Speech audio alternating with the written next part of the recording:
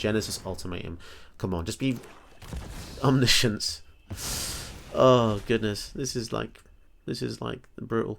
Okay, so they can play anything without spending mana. Draw. Oh my god, this is the worst case scenario. Hello, welcome back to a brand new video. Today I was playing around with some of these Urza cards and I stumbled across the second Urza. So there's 3 Urzas in the set, but this is the one that I think might be slightly overlooked because it's not quite as exciting as the 3 mana one. However, I do still think he has an incredible ceiling.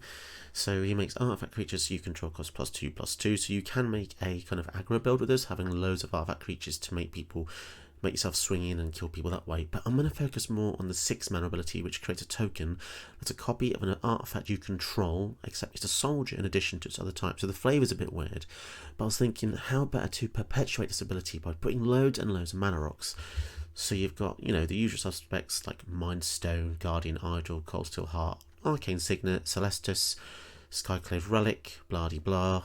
You've got all of these amazing mana rocks here. Stuff like Mightstone and Weakstone, awesome as well. Meteorite, because when these come in, this can do 2 damage, and this can give something -5/-5. So imagine if you're copying mana rocks over and over again, you're not only creating more power for yourself, but you're making the ability cheaper to cast.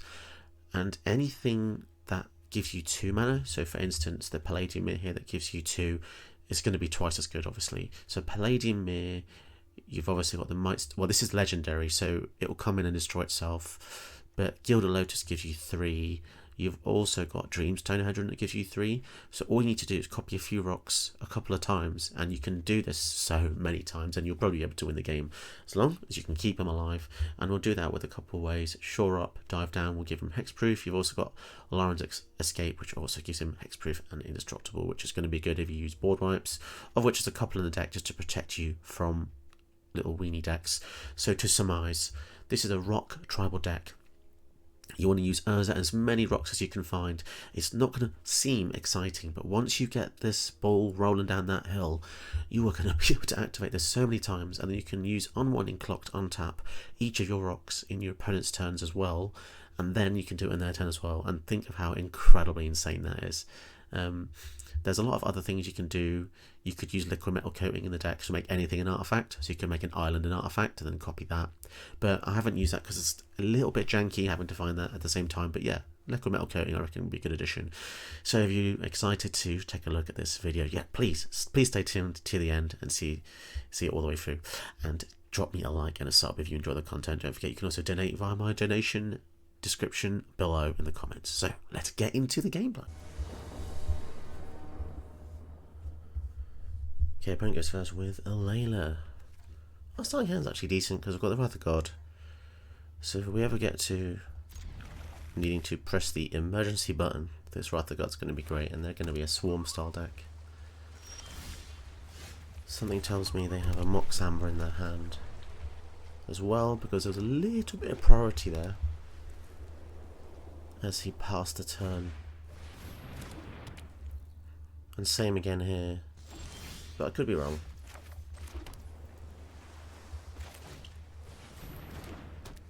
So it's all looking good, really. We've got some nice ramp. Chromatic Lantern himself. So he could go for Urza. Yeah, let's go for Urza because we have the Elspeth Conquers Death, which wants to bring something back anyway. So they do kill him here. There we go, there's the Mox Amber. Okay.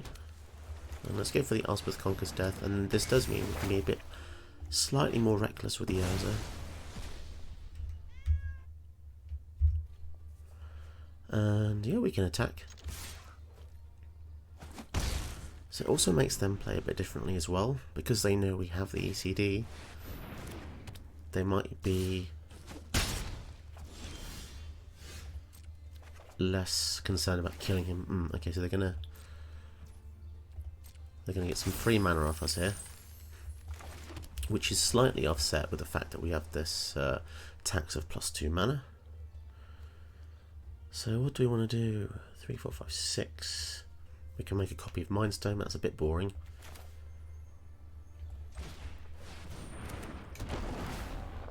Let's just do a bit more ramping.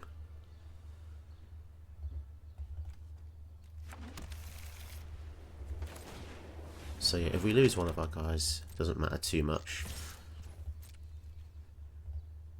But saying that, it seems unlikely that they do actually get rid of one of our creatures here. But it does kind of, as I said, it sways them from doing so.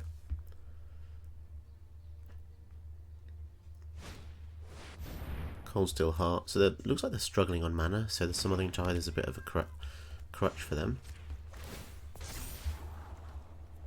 Weird that we're drawing the same cards here.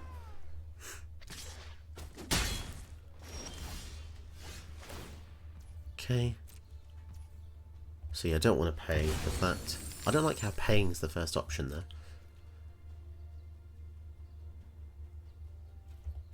So now they're a bit more, probably a bit more willing to kill something. Now what is worrying is if we go and target something with 6 and they kill the target in response, we will lose it. So we have to be careful about that. 3, 4, 5, 6, 7. So if we do this, we still have 3, 4, 5, 6 mana. Yeah, go for the Signet. And then he'll pass the turn.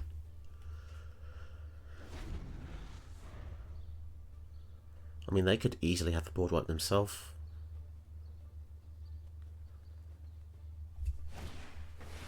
Idyllic Tutor, okay. Such as for any enchantment. So they could have Elswith Conquers Death. They've got 1, 2, 3. They've got 5 mana.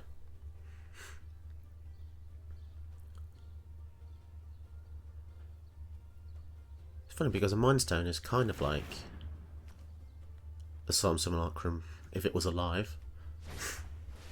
Okay, so let's, in response, make a copy of the Solemn. Which gives us another land. Now, interesting that they went for a 1 mana enchantment here, rather than something a bit more aggressive, or bigger, larger costed. And we tried the Portable Hole, which we can just use this to get rid of the Witness Protection. So because they went for this, I feel like it's slightly unlikely that they'll actually... Wow, that's a 10-10. Okay. It's actually pretty scary. Let's see if we can kill this. Damn. So they could just have a counter spell or something. No? Okay. And Portable Hole, get rid of the Witness Protection here.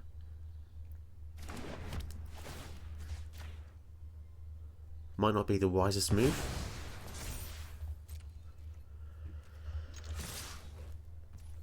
But yeah, we have 6 mana, so we can create another copy of something at the end of their turn here. So if they board wipe, we're probably just going to get a copy of Solemn again. So a Layla comes out to play. So just creating a copy of anything is pretty awesome.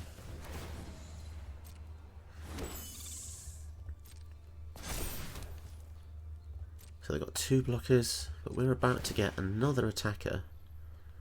I mean, we could just get a copy of Portable Hole, which gets rid of this 1/1. Yeah, that would have been so cool. We can just basically remove all of the tokens over and over again. Damn, that felt pretty lucky.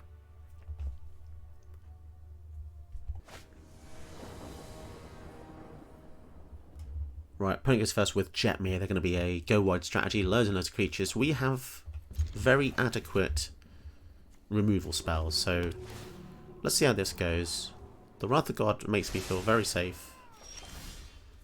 Yeah, for now, let's go for the Sentinel, because we're still 3 turns off going for the Wrath of God.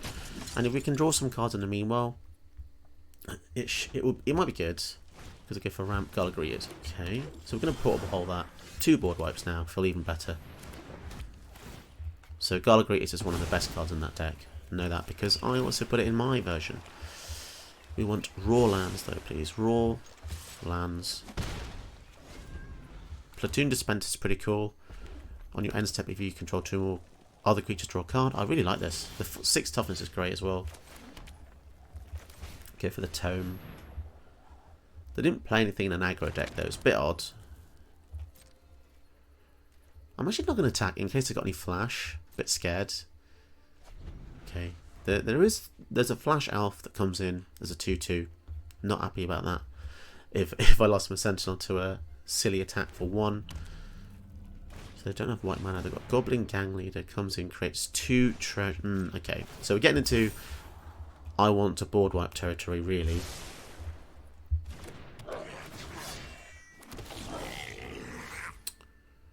Okay, let's draw a card. Come on, let's hit a land drop here.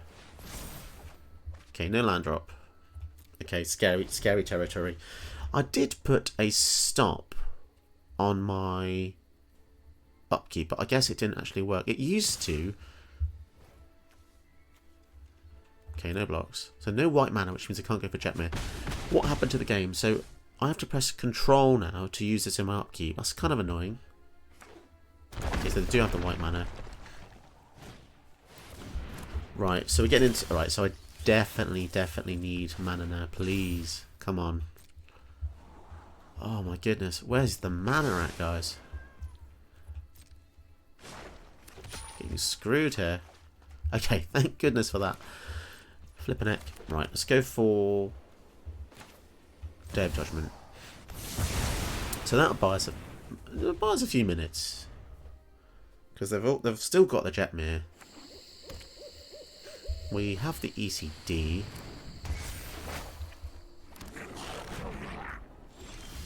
Okay. So do we want to bring that back? I'm not really bothered. How bothered am I about... I could go for Urza. Nah, we'll pass. Let's be cool. Let's be patient. If I have the board wipe, there is no point going for something. Oof. Oof. Yeah, and also, these would have come in after the board wipe anyway, right? So now at the very least, we have the board wipe. If they do go for Jetmir, pump these guys up. It should hurt them. We also get to draw a card and gain 4 life, which buys us a little bit of time. They had the heroic intervention in hand. Ooh, that's scary. What would they discard for the intervention, I wonder? 3, 4, 5, 6. Okay. So they discarded 1 protection spell. Does that mean they have another one? Oh no, I feel really bad for them. They discarded the one thing that would have probably won them the game. That's an interesting discard, I have to say. Unless whatever's in their hand now is just absolutely epic. Imperial Oath, right. Yeah, okay, fine. That is pretty good. Not going to lie. So now we need another board wipe. Cheeky, Ventus Fair. So it's going to be a slow one. So I've got 7 mana. Oh, this is bonkers. So we can block stuff with the Platoon Dispenser, but this can just make token copies. Go for this, and then Platoon Dispenser. Okay, that's pretty good. Hold the fort. 6 toughness. Come on, lads. Platoon Dispenser. Dispensing those troops like a Pez. Poop those troops. It's a bit weird because it says it creates soldier tokens, but they're not humans, and they look like those turtley quadrupeds. Oh god, it's been a while. It's been a while. Cool. So yeah, there's that.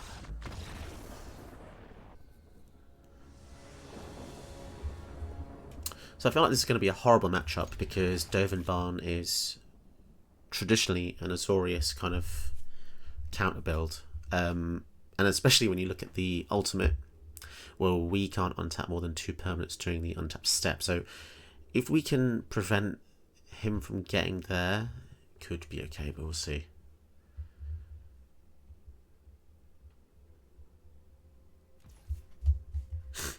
Okay, let's start with the Hallowed Fountain. Turn 2 Ornithopter's decent. If we can get to the Dreamstone Hadron or the Wormcoil Engine as well, it'd be nice. Going first is incredibly useful. As a Prince of Kroog, they probably have counters. Okay, we'll see what they got. Silex. Yeah, let's go for the Urza first. I mean, if we can start copying Dreamstone Hedrons, things are going to be incredible. Brazen Borrower returns to hand. That just slows us down a tiny amount, to be honest. Let's go for another land. Yeah, we'll try Urza again. Interesting tempo move. Probably should have done it in our turn, really. 1, 2, 3, 4, 5, 6. So we could go for the Wormcoil following turn.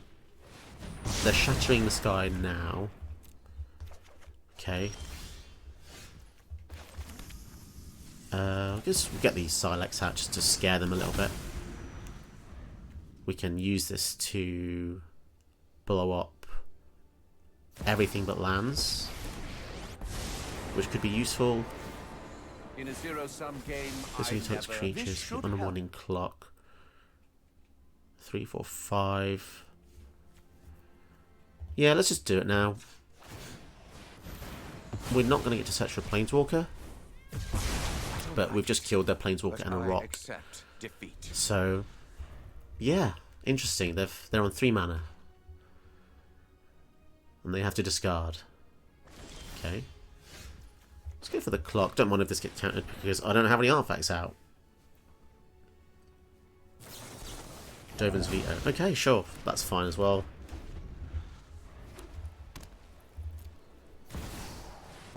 Kiora. So they can start making hatchlings into their hand. Ooh, a land, but it's slow. I guess we can go for the Warhound. We want to get something out to be able to threaten the Kiora. They can sacrifice. So if they play this, they can turn it into an 8/8. That's pretty rough, to be honest.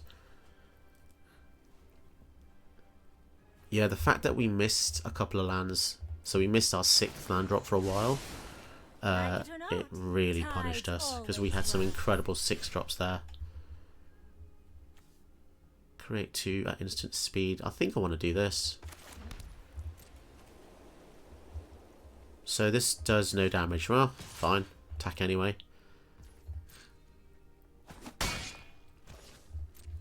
6. Brazen Borrower. Okay, so we're going to go for this right now.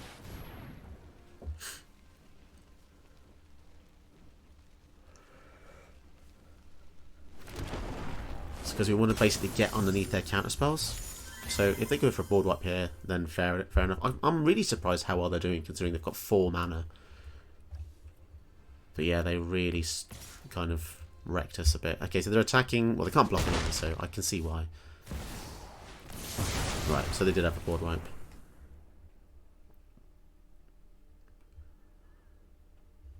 And they can untap a land as well. It's pretty cool. So they can untap an island, play the Kraken.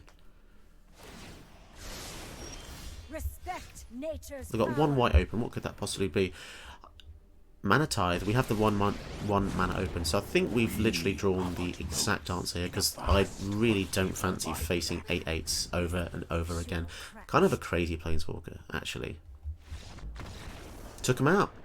Jeez. Okay, that was pretty scary. Okay, so I hope this isn't a bad omen. My opponent's called Lag. Probably not the greatest gamer tag to give yourself, but they must have good internet or be probably 2 on the nose there. Okay, so it's a Harbin deck, Soldier Tribal, pretty cool. I've been looking into potentially making this myself, mainly because the artwork is one of the hugest draws here. It just looks freaking awesome, coming out of his like Thopter Copter. So he's coming out early, so I reckon we can... Yeah, we're going to get rid of him, just because we have the mana. And I don't want him to do too many shenanigans, because I feel as though it's a very good card, if left alone, and if they have 5 or more soldiers. So I do wonder what speed it is. Okay, so it looks like aggro, fair enough. Don't forget we do have the Ratha card, so probably best to go for the Reckoner Bank Buster here, as opposed to the Still Seraph. I feel like maybe he wanted to Mana Tithe there. Maybe he does have a Mana Tithe, who knows? But this is a really cool Anthem effect, giving other soldiers +1/+1, and they've made the core look absolutely epic. Looks a bit like the brutes from Halo, combined with like Dragon Age armor or something. So it's a 4/3 flying, which is already pretty damn good, I have to say. But sadly, I'm going to blow up that field because I just cannot risk letting 2 Anthems survive. So that was a pretty good hit, I'd say. 2 for 1. He can exile this from the graveyard to put a counter on each soldier you control. Trying to think of the flavour of that. I guess the flavour of that is, in his dying breath, he came back to kind of boost the morale of his soldiers. A bit like Boromir when he was shot with the arrows. Spoiler alert for a film that's 20 years old. But yes, when Boromir was shot with the arrows, he was like, I'll defend you. And I guess this is this guy. I also like the use of just the naming conventions with the alliteration there. The Valiant Veteran makes it a lot more memorable. The Reckoner Bank Buster. There's a ring to this. There's no alliteration here, but oh, okay. Fateful Absence. So I think, yeah, we're going to kill the Myra. It's too risky. We cannot let her stay alive there. And then we'll go for the Seraph because we want to get some pressure on the field. So doesn't really matter about what ability we give there because we don't have haste. Although saying that, I could have crewed the Bank Buster there, so that was a mistake.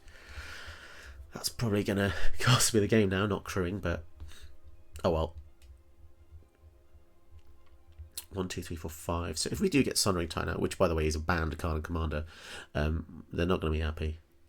Choose a land of each basic land type and destroy those lands. Considering they're only running basics, this is going to sting them. It's going to kill 2 lands at the very least.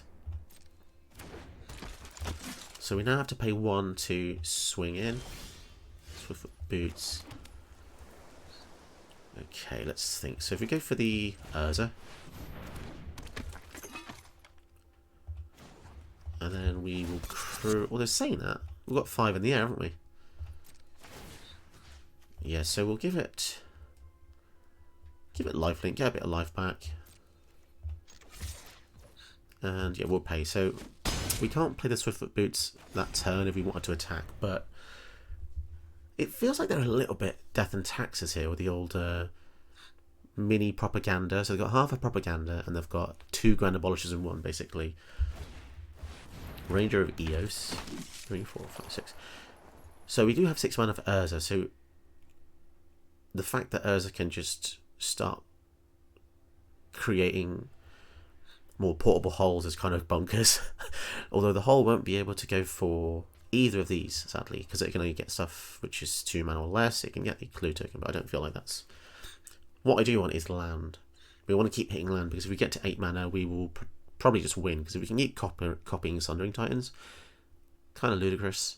The artwork on this is just insane. Like, look at the way it's walking through the Mirren hexagonal plates there. He's attacking with a 2/4. Let's see what happens here. Nothing. Okay, so we've got the 3, 4, 5, 6. So we could create a token of something, or we could go for... Oh no, we don't want to crew. We don't want to crew. We just want to draw a card here, because we want to set up for the following turns. So we could go for Solemn, get a land, and then next turn if we get a land, that means we can just cast the Sundering Titan. So annoyingly, we can't actually attack because we don't have the mana. But I think that was a worthy investment. And yeah, I guess it was just too much pressure because they're missing all the land drops, and yeah, there you go. Sweet.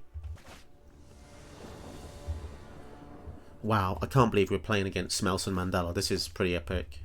Smelson Mandela. So, our hand isn't very good, But we do have the Warhound, and we're on the draw. So I'm gonna take the risk. We've also got the midnight clock we can play as well. Good thing I played that there because I almost messed up. If I played that second, I wouldn't have been able to go for the Law Warhound there. Okay, so... Okay, we got a turn 2 play, which is good. Yeah, so we want to go for the Law Warhound on the following turn. Because I've got 3 mana here. They could go for Joda. Key to the Archive. This is scary. There could be any number of things. I'm not sure how much I like cards like this because... Normally when someone plays a card, you can account for the thing they're doing through skill and knowledge, right? But because this gives them a random quantity, it's very difficult to metagame against it. Very difficult.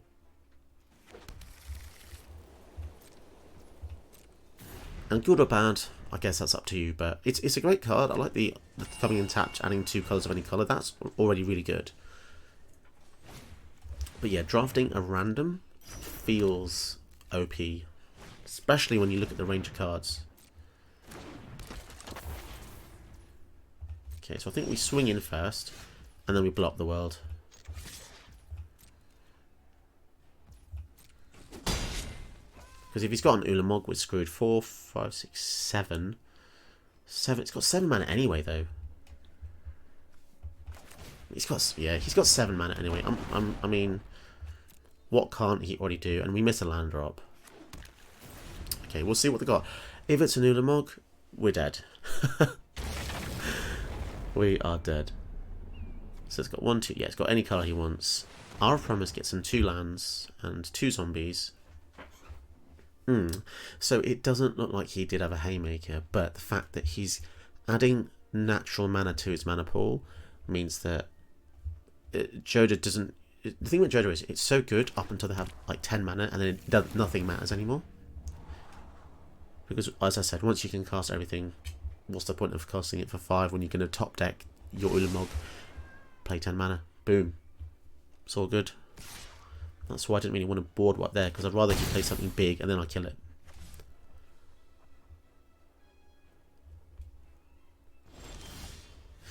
Right, swing in. They're holding up 2 mana for something. Question is, do I board wipe here? We've got 4, 5, we can have 6. Let's pay for this.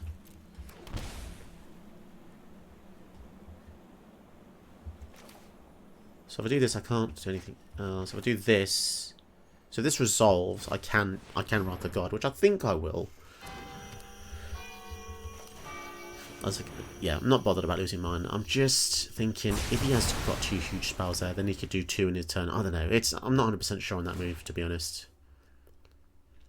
Tell me in the comments what you would have done. Would you wait another turn for him to potentially put something bigger down to the field? Yeah, I don't know. They can still cast them now and probably still use the ability anyway. Celestis. Okay, so it looks like they're just kind of struggling for game enders. Yeah, fair enough.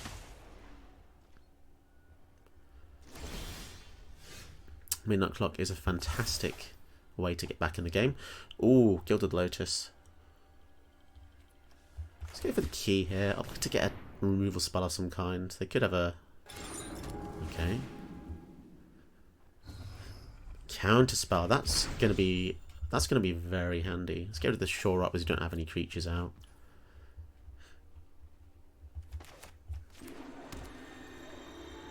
And yeah, we'll pass the turn. If they... So we're going to take 4 in the air. So yeah, we want to get to a point where we can do Urza and then pay 6 mana in the same turn. If we don't have a counter spell, it gives us a little window. I mean, obviously getting multiple Worm Coil engines as well would be good. So they are digging. They are digging.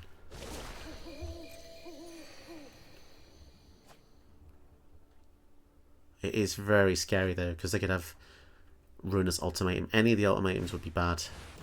That is so freaky. That is so freaky. Like, I don't like the way I can just say things and they happen. Like, if they counter this, then I'm dead. Okay, fine. What the hell? What the hell?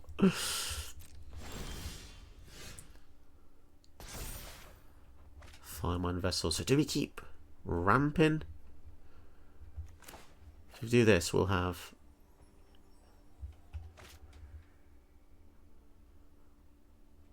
Let's go for the Lotus first, actually. 3, 4, 5, 6. And then we go for the Wormcoil engine. So, part of me wishes now I had the Shore Up, but what are you going to do? We've got a lot of mana, so if we do manage to resolve an Urza following turn, then we might be okay. I mean, Ruinous Ultimatum is but one of the many tools that the 5-colour has. They could also River's Rebuke, which would be just devastation. I feel very, very vulnerable right now. I don't like it. I don't like it, guys. It's like being psychic. If they attack, they're going to have an answer. Right, so they have removal. It's a very confident attack, you know what I mean? I feel like there's something else coming in. Unless they just didn't want to block, which also makes sense.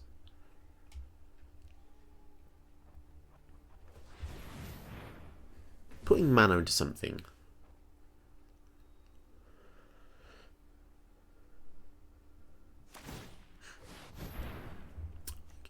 Okay, so they're just trying to keep their multicolour stuff.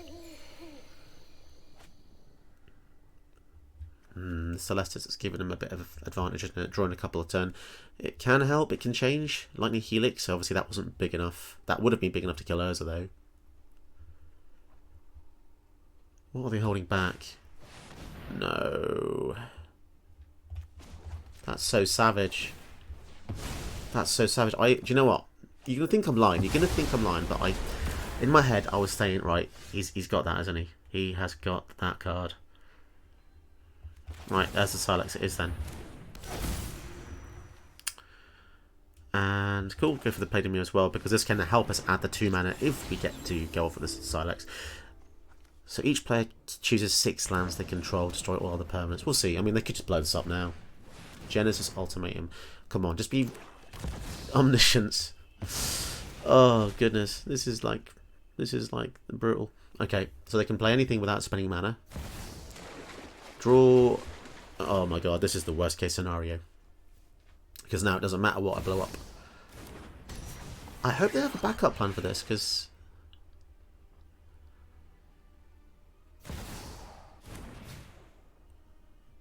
an extra turn. Yeah, I think we're just well and truly screwed here. Xanathar, so this triggers in my upkeep. Fable. What the hell? What a way to die. What a way to actually die. As if they flipped into Omniscience. How insulting. How insulting. They didn't even need that. Okay, so 4, 5, 6. Yeah, so we just die in their turn. Cool. So they play this and they destroy Silex. I don't have the balls to stick around to feel the anger that I would feel. So yeah, let's call this a game, guys. That was absolutely brutal. They just brutalized us there. Gitrog Monster. We get to go for second, but we have Esper Sentinel, which is decent. We might be able to net a few cards off this guy. Okay, especially when they play tap lands like that. Right, fingers crossed. We've got some good things here. Might Stone gets to draw 2, give something -5. If we were desperate, we could attack into the Frog with the Sentinel, and then we could use the Might Stone. But we'll see about that. Ornithopter, lovely. Lots of nice ramping here, and as I said in the deck tech, we want to ramp as much as possible because ramping gives you more ramping with Urza. Very powerful ability. 6 mana makes him into a soldier as well, so you can even start killing people with your rocks, interestingly enough. Crucible of Worlds. We get to draw a card. Palladium Mirror, okay. And a clock. Oh, brilliant. So I've got 4 mana. What do you want to do? Clock or Palladium Mirror? Well, we can't use... Actually, no. Let's go for Urza because it pumps up Esper Sentinel. That's actually really awesome. So they're going to have to pay 3 if they want to not let us draw a card. 3, 4. We're a little bit off being able to clone stuff. If we could clone the Sentinel, that's going to be crazy. They could just have a kill spell for Urza, which they do. And they even let us draw... Goodness me. We drew 2 cards. Holy crap. Oh. Brutal. Did you know that you can help my channel by watching another one of my videos? Go ahead, you know you want to.